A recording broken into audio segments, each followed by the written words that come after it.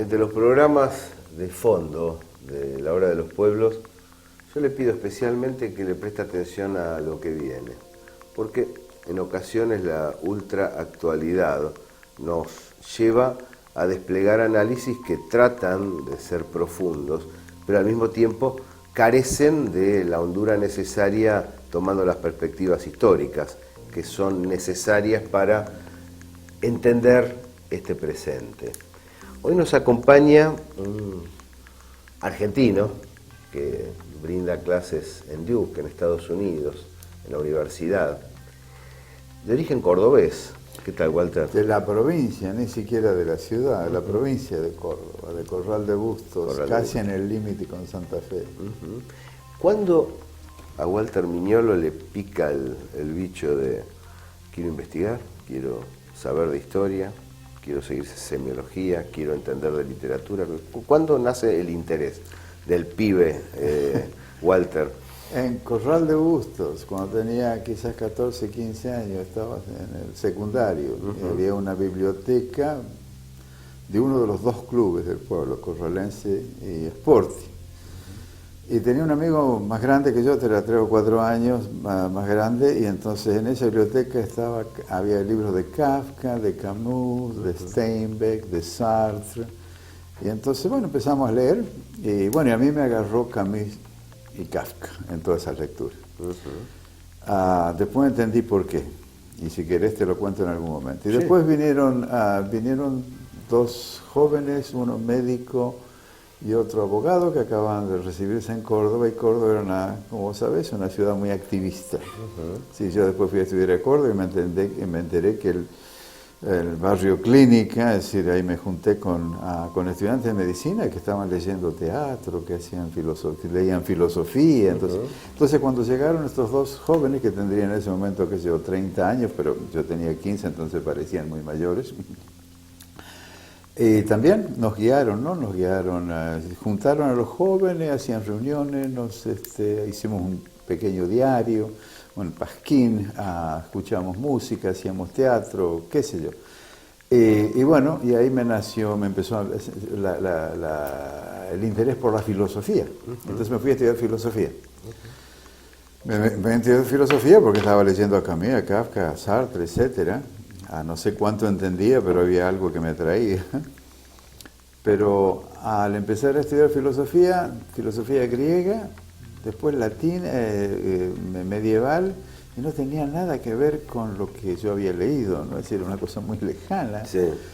Y bueno, me pasé a literatura, porque en ese momento estaba, eran los 61, 62, 63, una cosa así, estaba la Revolución Cubana, entonces la gente estaba leyendo la explosión creativa. La explosión creativa. Latinoamericana también. Exactamente. Ahí empezó toda otra vida, porque ya me metí en cine, todo el ambiente intelectual de Córdoba, de la universidad, de las discusiones políticas, intelectuales.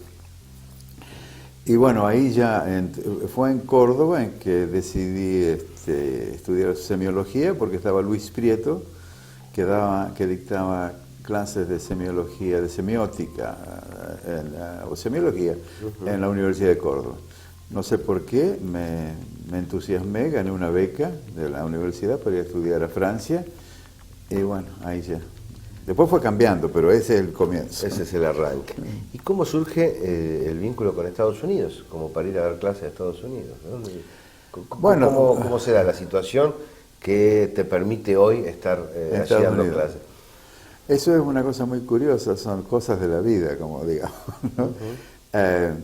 Porque yo me fui a Francia con la idea de terminar mi doctorado y volver a Argentina. Yo me fui cuando todavía acaban de matar a Bandor. El cordobazo había sido 2 meses antes, pero no nos damos cuenta de lo que estaba pasando.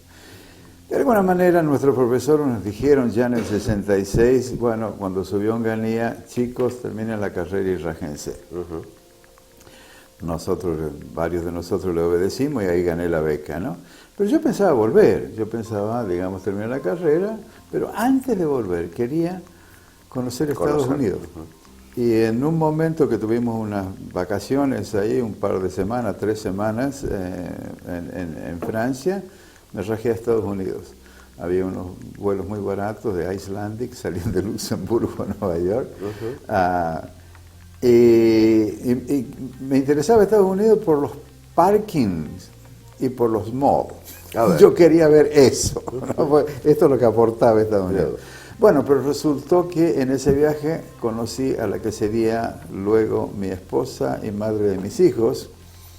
Entonces, cuando yo estaba ya terminando el doctorado en Estados Unidos, escribí 40 cartas a universidades de Estados Unidos ofreciéndome servicio. Era otra época, y bueno, me invitaron primero de visitante y luego ya entré en la carrera, pero pasó otra cosa. En el 76 volví de visita y era horrible aquello. Habíamos alquilado un departamento por ahí en French, cerca de French y Riobamba, por ahí. Tuvimos un par de mes y medio y bueno, era horrible. Estaba trabajando en la Biblioteca Nacional y después volví a casa, los carros de policía, sí, con los perros por la vereda. Tamara Kamensain, que era muy amiga, trabajaba en La Opinión, y una noche me acuerdo que llegó pálida a Tamara porque había salido, y bueno, lo que estaba pasando a las 9:30 de la noche, por ahí, ¿no? Bueno, entonces en ese momento ya decidí no volver ya a Argentina y volví desde el 85, del 85 hasta ahora, porque en el 85 yo fui uno de los jurados de los concursos de literatura que se reingresaban a la universidad. Entonces, como toda la gente valiosa en la Argentina concursaba, entonces tenían que buscar jurados de otras partes. Entonces, Ana María Barrenechea, María Gallo, creo que se llamaba, una profesora, Gallo seguro, que estaba en California, y yo fuimos los jurados. Y bueno, desde el 85 ya volviendo siempre. Pero la cuestión es que ya, en ese momento ya mi carrera estaba encaminada. Y los chicos ya habían nacido. Uno tenía 9 años, 8 años, 9 años. Entonces ya dije, bueno, aquí me quedo. Además, evidentemente la gente que se había quedado en Argentina era que tenía derecho, ¿no es cierto?, a aspirar a los puestos, ¿no? Entonces ya era muy tarde para volver, ¿no? Y al mismo momento no era competir con... En fin, cosas de la vida. ¿Y cómo va naciendo, Walter, el pensamiento, esta idea? Porque uno conoce bastante el pensamiento antiimperialista latinoamericano, ¿no? Y también el pensamiento nacional popular argentino. Sin embargo, aquí en el concepto de descolonialidad emerge otra idea. Es otra idea. Algo compatible, pero que traza un camino diferente. ¿Cómo surge la idea de descolonialidad? ¿Cómo surge? Bueno, ¿cómo me llega a mí y cómo surge en América Latina y cómo la recibo yo en Estados Unidos, ¿no? Claro. Yo ya en esa época bueno, en América Latina Quijano lanza el concepto de colonialidad. Colonialidad es distinto al colonialismo. Colonialismo son momentos históricos, colonialismo hispánico, portugués, francés, inglés, estadounidense, y son, digamos, colonialismo sin colonias, es decir, porque incluso las independencias nuestras es un colonialismo sin colonia controlado por la economía inglesa y la cultura francesa, para decirlo rápido, ¿no? Entonces la colonialidad, nos dice Quijano, y eso fue para mí una gran iluminación, y para muchos, la colonialidad es la lógica común. Es como él dice, un patrón colonial de poder y de control. Cuando yo leí eso, yo estaba trabajando en el colonialismo, como colonialismo hispánico, fundamentalmente en las Américas, siglo XVI y XVII, en relación al Renacimiento. Entonces, cuando descubrí la colonialidad, ahí ya entré en otro tipo de reflexión sin abandonar el anterior. Ahora, esto es uno, es decir, yo en Estados Unidos estaba ya percibiendo el colonialismo a través de los latinos y los chicanos. Cuando llego a Estados Unidos me encuentro con esa gente y empiezo a entender la relación que hay entre esto las migraciones y la historia colonial en América Central, el Sur y el Caribe, ¿no? Entonces, este es un punto, es decir, cómo surge la descolonialidad. Esto es más importante porque durante la Guerra Fría se habla de descolonización. ¿Y en qué consiste la descolonización? ¿En qué consistía? En mandar a los colonizadores en casa y quedarnos nosotros con el territorio propio. ¿No? Eso pasó en Asia y África, eso pasó antes en las Américas, ¿no? Entonces, colonialidad, el concepto de colonialidad surge al fin de la Guerra Fría. Entonces, en ese momento, Quijano se da cuenta que ya la descolonización, la idea de descolonización para tomar el Estado ya no funciona. Y entonces plantea la descolonialidad como la reconstitución epistemológica, es decir, lo que nos está controlando es el conocimiento. Sí, porque todos hablamos de la economía, nosotros no hablamos de capitalismo, hablamos de colonialidad económica, porque el capitalismo es un sistema de conocimiento. No es que la gente produce y transite y explota el trabajo y se apropia la tierra. Para hacer todo eso, tenés que tener algo más allá que justifica, ¿no es cierto?, que eso es necesario, es posible, es lo mejor, aunque la gente proteste, ¿no? Qué difícil, ¿no? Porque, es difícil. Claro, uno tiene idea, concepto y además dialoga con especialistas sobre programas para retomar el control de la economía, ¿no?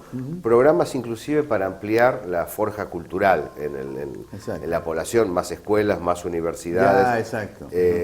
Puede darse un trabajo antiimperial de esa naturaleza, pero es complicado modificar los parámetros sobre los cuales estamos situados, donde de todos modos seguimos construyendo de un modo vinculado al centro planetario. Exacto, ahí está. Y es difícil zafar de ese eje, ¿no? Es difícil zafar, pero es absolutamente necesario ir entendiendo más y más cómo nos controla no solamente el capitalismo, es decir, como la economía, nos controla todo. Entonces, hay que imaginar una economía no capitalista, no anticapitalista, porque el comunismo fue una propuesta anticapitalista, entendiéndose con el capitalismo como liberalismo en ese momento, es decir, la ideología. Pero que queda encerrado en lo mismo, ¿no? Son primos de la misma familia que, y aquí está lo difícil, que tratan de cambiar el contenido de la conversación. Y eso es importante, se van dando modificaciones, pero la decolonialidad se proyecta hacia un trabajo que cambie los términos de la comunicación. Ahí vamos. Ahí vamos. Acompáñenos al próximo bloque.